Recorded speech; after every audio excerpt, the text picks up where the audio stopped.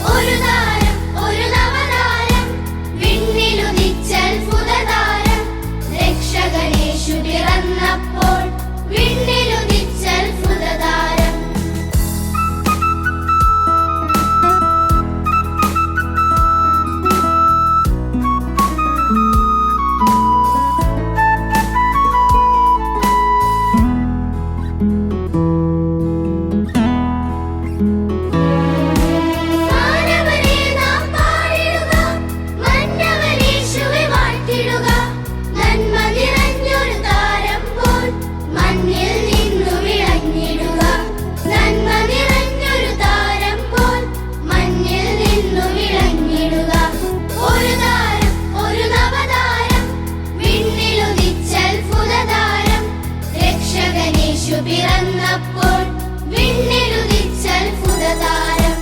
ഒരു താരം, ഒരു നവതാരം, വിണ്ണിലുദിച്ചത്ഭുതതാരം. രക്ഷകനേശു പിറന്നപ്പോൾ വിണ്ണിലുദിച്ചത്ഭുതതാരം.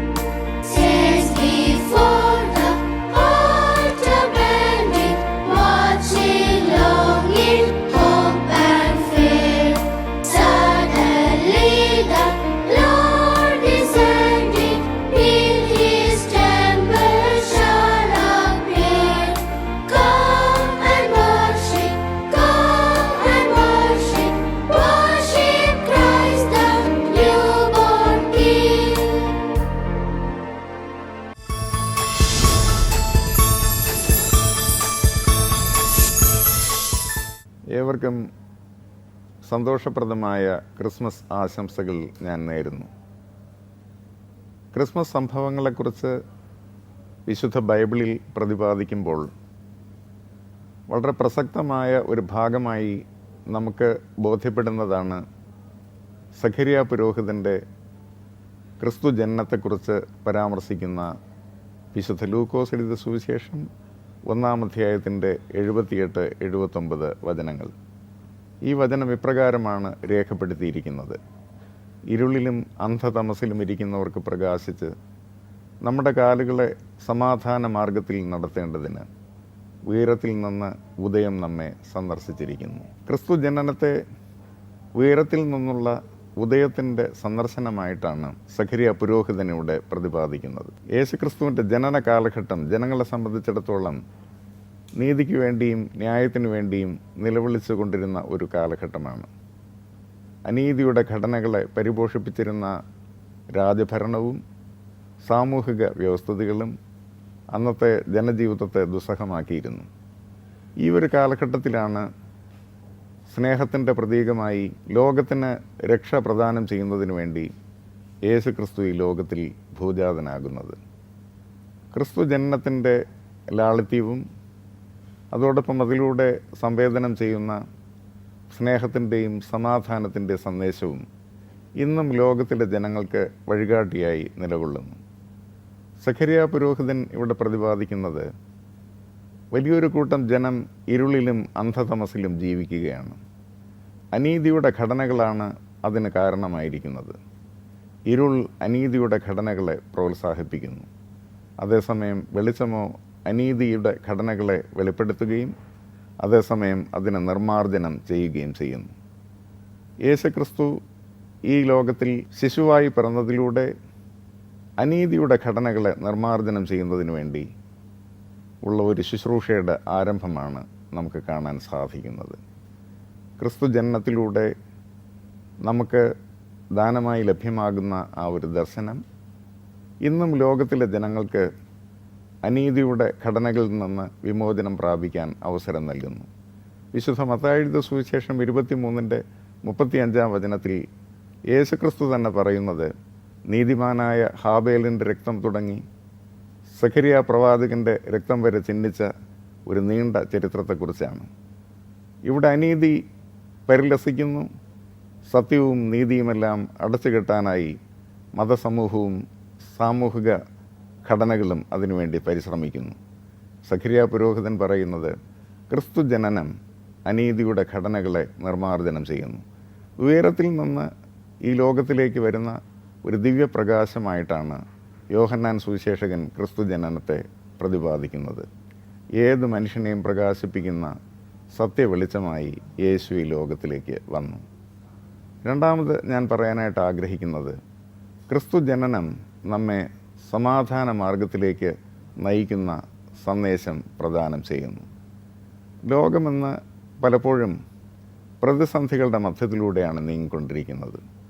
യുദ്ധങ്ങളും വംശീയ പ്രശ്നങ്ങളും അക്രമങ്ങളും അനീതിയുടെ പ്രവൃത്തികളുമെല്ലാം ലോകത്തിലെല്ലാം അതിശക്തമായി കളിയാടുന്നുണ്ട്. അതേസമയം ക്രിസ്തു ജനനം നമുക്ക് നൽകുന്ന സന്ദേശം സമാധാനത്തിൻ്റെ സന്ദേശമാണ്. സമാധാനം എന്നത് യുദ്ധങ്ങളും ഭീകരതകളും അക്രമങ്ങളും സംഘർഷങ്ങളും ഇല്ലാത്തൊരു ജീവിതാനുഭവമല്ല. മറിച്ച് യുദ്ധങ്ങളും ഭീകരതകളും അതോടൊപ്പം തന്നെ സംഘർഷങ്ങളും നിലനിൽക്കുമ്പോഴും ദൈവരാജ്യത്തിൻ്റെ മൂല്യങ്ങളെ ദൈവത്തോടുള്ള ബന്ധത്തിൽ നിലനിന്നുകൊണ്ട് എല്ലാ പ്രതിസന്ധികളെയും അതിജീവിച്ച് പ്രവർത്തിക്കാൻ ശക്തി ആർജിക്കുന്നത് സമാധാനത്തിൻ്റെ ഒരു മുഖ്യമായ സന്ദേശമാണ്. ഇന്ന് ക്രിസ്തു ജനനത്തിൻ്റെ സന്ദേശത്തെക്കുറിച്ച് നമ്മൾ പറയുമ്പോൾ യേശുക്രിസ്തുവിൻ്റെ കുടുംബം ക്രിസ്തു ജനനത്തിൻ്റെ സമയത്ത് അനുഭവിച്ച വ്യഥകളെക്കുറിച്ചുകൂടെ ചിന്തിക്കാനായിട്ടുണ്ട്. ജനന സമയത്ത് തന്നെ ഒരു അഭയാർത്ഥിയായി തീരേണ്ടി വന്നവനാണ് നമ്മുടെ കർത്താവായ യേശു. യേശുക്രിസ്തു ഈജിപ്തിലേക്ക് മാതാപിതാക്കളോട് ഓടിപ്പോകേണ്ടതായിട്ട് വന്നു. അതോടൊപ്പം തന്നെ ബാല്യകാലത്തിന് ശേഷം അദ്ദേഹത്തിന് ഗലീലയിൽ നസറത്ത് പട്ടണത്തിൽ ജീവിക്കേണ്ടതായിട്ട് വന്നു. ജനിക്കാൻ ഒരിടം പോലും നിഷേധിക്കപ്പെട്ടവനാണ് ക്രിസ്തു. ജനനം മുതൽ ജീവിതത്തിൻ്റെ ഓരോ ഘട്ടങ്ങളിലും സമാധാനം എന്തെന്ന് തിരിച്ചറിയാൻ സാധിക്കാത്ത വിധത്തിലുള്ള പ്രതിസന്ധികൾ ആ കുടുംബം നേരിടുമ്പോഴും സമാധാനത്തിനൊരു പുതിയ വ്യാഖ്യാനം നൽകാനായി ക്രിസ്തു ജനനത്തിലൂടെ സാധിക്കുന്നു. ഈ യേശുക്രിസ്തുവിൻ്റെ കുടുംബം നമുക്കിന്ന് സമാധാനത്തിൻ്റെ പ്രതീകമായി നിലകൊള്ളുന്നു. സഖര്യാ പുരോഹിതൻ പറയുന്നത്, ഇരുളിലും അന്ധതമസിലും ഇരിക്കുന്നവർക്ക് പ്രകാശിച്ച് നമ്മുടെ കാലുകളെ സമാധാന മാർഗത്തിലേക്ക് നയിക്കേണ്ടതിന് ആ ആർദ്രകരുണയാൽ ഉയരത്തിൽ നിന്ന് ഉദയം നമ്മെ സന്ദർശിച്ചിരിക്കുന്നു എന്നതാണ്. ഏവർക്കും ഉറിയാക്കോട് CSI സഭയുടെ ക്രിസ്മസ് നവവത്സര ആശംസകൾ നേർന്നുകൊള്ളുന്നു.